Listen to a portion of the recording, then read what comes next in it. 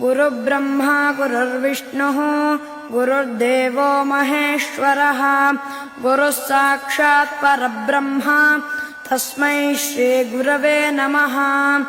ॐ शुद्धस्फटिकसङ्काशं शुद्धविद्याप्रदायकं शुद्धं पूर्णं चिदानन्दं सदाशिवमहं भजे। सीमातीतमनाद्यन्तं नामोच्चारणभेषजं कामिताशेषफलदं श्रीमद्विष्णुमहं श्रये। योगिहृत्पद्मनिलयं नतजीवहिते रतं श्रुतीनां जन्मभूमिं त्वां चतुर्मुखमहं भजे। प्रसमाहितमत्यन्तं प्रथिमामिततेजसं वशीकृतपरानन्दं वसिष्ठं गुरुमाश्रये। शुक्तौ रौप्यमिवा भाति यद्रूपं मयि कल्पितं शक्त्या परिहृतं येन शक्तिं तं गुरुमाश्रये। कर्णातीतचिद्रूपं